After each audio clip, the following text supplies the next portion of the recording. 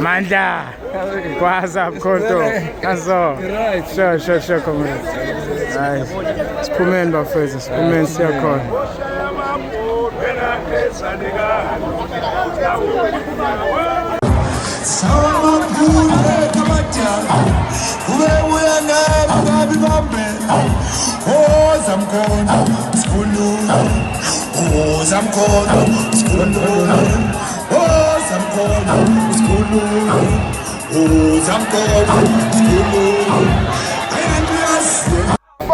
Shaya ke bazooka.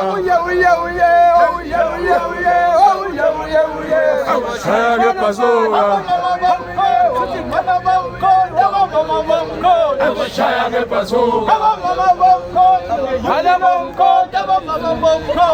Shaya ke bazooka. Shaya ke bazooka. Shaya ke bazooka. Shaya ke bazooka.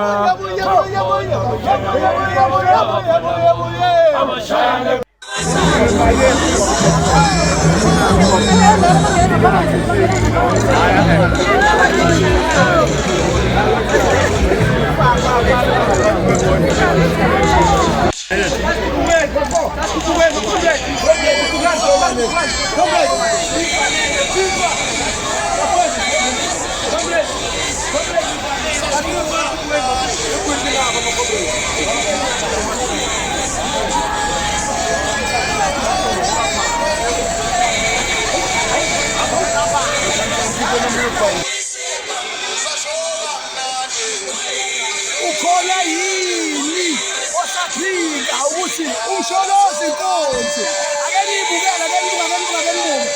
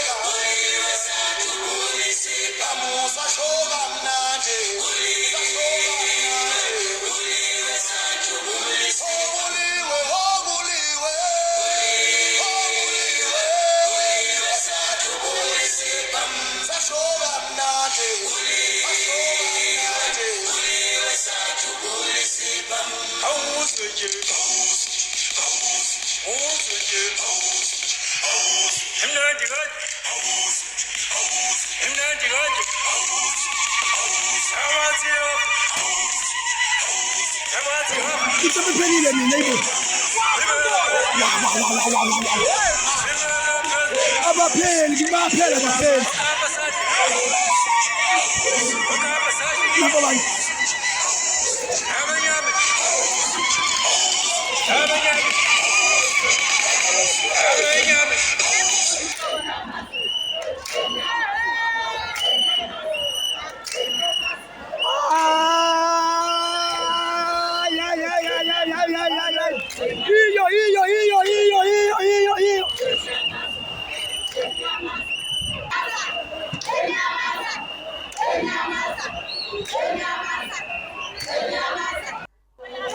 Elinye iviyo ke leli angaze lesingaki. So ke abafethu bukani angaze lesingaki liviyo leli. Angiyazi letho. Elinye iviyo futhi angazi lesingaki. Hayi bafethu angiyazi lento mina. Hayi.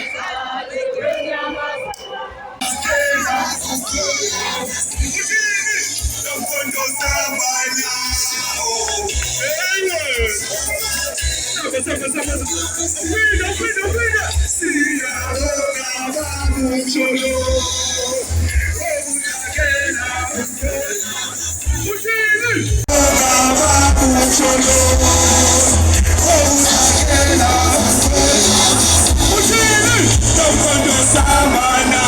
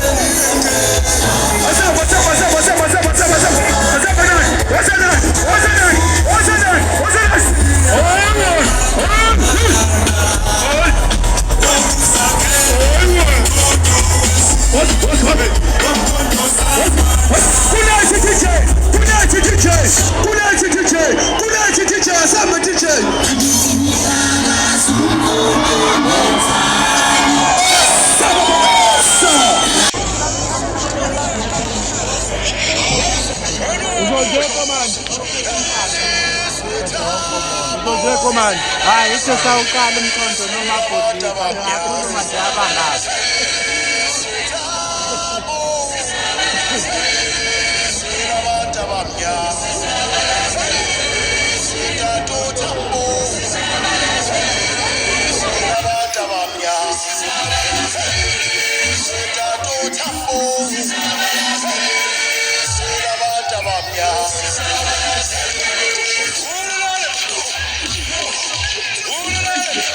Amasela ayanqanqazela, comrade, because the tsunami has arrived.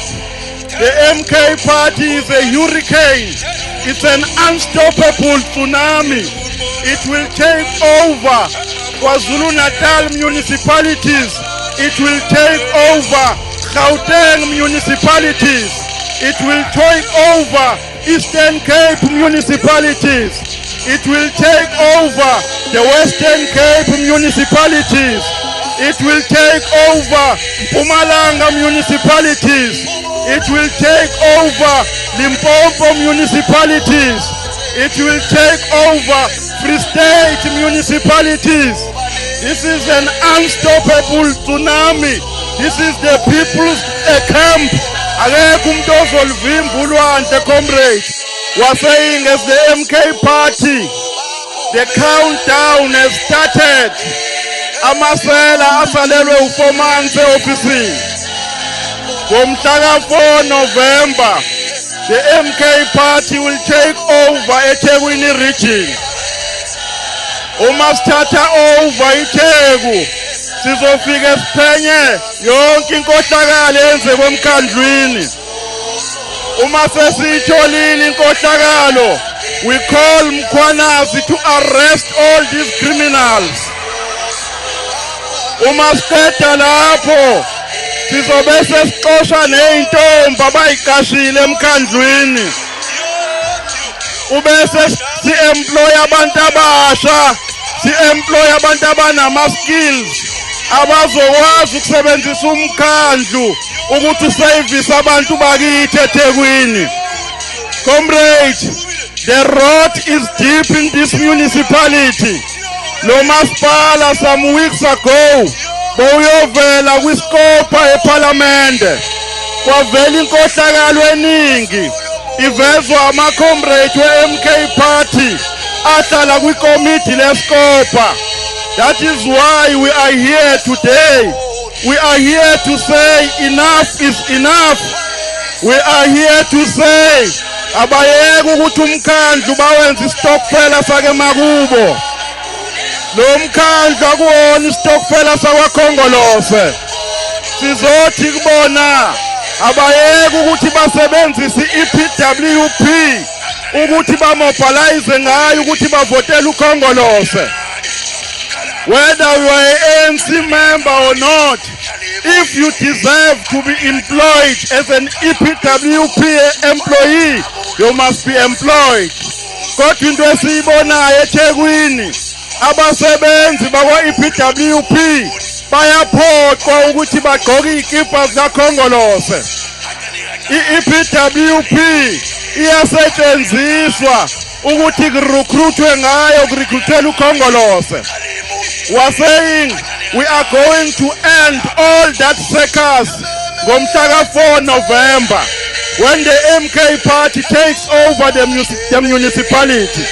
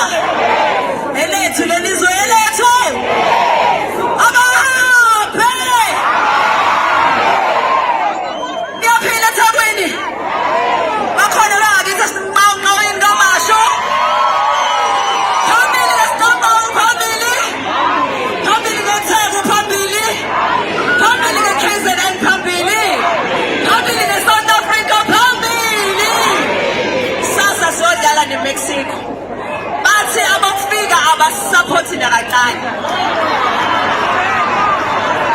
Bathi bafuna sishawe into ongazi uyibone.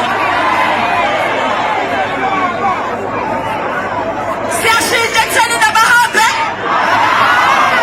Onganamaphepha eSouth Africa sithi. Ozela enza ubugebengu sithi. Abadayisa izidakamizwa sithi. Abathatha iy'tolo la sithini. Akithi wonke umuntu unekhaya la azalwa khona. Lento yokuhamba belala ko-Home Affairs, belala emapaki bethi ingoba siyabahlukumeza, umuntu ubanjwe yini ukugoduka ekhaya.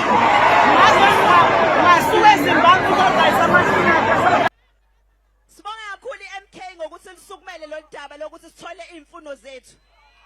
Siyabonga kakhulu. Ngizonitshela izinto ey'mbili ke bese ngiyahamba. Eyokuqala ngqa.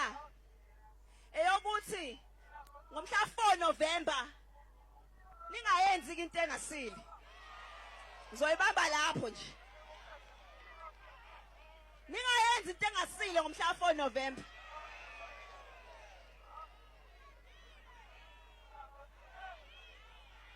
Asikho la sikhona ngephutha. Sila ngenxa yamaphutha. Asawafuni ke amaphutha manje. Ongokwethu kuzobuyela kuthina, ongafuni futhi ukusinika lokho noma ngabe yiphi inhlangano engafuni ukusinika ongokwethu aseyivoteli, niyangizwa. Asiwenza umbhedo ngomhla 4 ngizohamba ngizofika njengesiphoke ebusuku mawulele mawenza umbhedo. Sengiyivala nje, sengiyivala. Ngibonga kakhulu nobuholi be-MK for isimemo namhlanje. Ngiyazi ke sekuzonqanqalaza yonke indawo ukuthi sasivele sibonile ukuthi le March and March istokfela sakaZuma anginendaba. Okusalayo uma ama-South Africans ayi-MK mangithola ithuba lokukhuluma nawo ngizokhuluma. Ongathandi akagibela ibhanoyi ayo repatriatewa ayele. Makuyi stokfela sakaZuma vele ngokwaZuma, I don't care. Angeke phela size sitshelwe thina njalo makufanele senze into kube kufanele kube khona esincetheza kubona. Ingakho kuhlela iminyaka emingaka singayithola izinto esizifunayo ngoba mawufuna into kufanele uncetheze kwikhansela. Uncetheza lani kwikhansela? Ikhansela kufanele uncetheze kuwena, wena ovotayo. Akho khansela esolincethezela la. Niyangizwa? Ikhansela ifuna ukunethezela alihambe nabahambayo. Ikhansela elihlulwa umsebenzi lizohamba nayo ngomhla 30.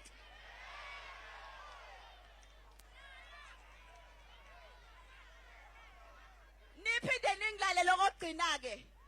Ngithi mina makhona abafikayo abade benenzela umsangano unyaka wonke na yonke leminyaka nawe zonke lezikhathi. Mebefika endlini bezonilethela igrosa bethi nibavotele, thathani igrosa. Niyangizwa? Nilithathe nenze ngisho ibrayi ngaleyo grosa. Mebenika iskipa nisithathe futhi niphinde nisule ngaso phansi base nimopha. Niyezwa? Kodwa phambi kwabo ningasho lutho nivume lokho abakushoyo. Thatha igrosa, niyangizwa? Thatha igrosa. Kodwa ngomhla ka4 ungayenzi into ebhedayo. Ngoba masuvota uwena wedwa ozobukhona. Malithi ikhansela lishuthele litshela ukuthi umthetho awuvumi. Umthetho awuvumi ukuthi ushuthe ukuthi uvotele bani, yeso. Masuvota uvota wena nonembeza wakho. Akho khansela salincethezela kulonyaka, niyangizwa? Akho ngisho uhulumeni esongincethezela kulonyaka, niyezwa? Ngoba niba ngaka nje ningitshela ukuthi uhulumeni fanele silalele yena kunokuthi uhulumeni ulalele thina. Sekuphelile ke lokho asisakwenzi.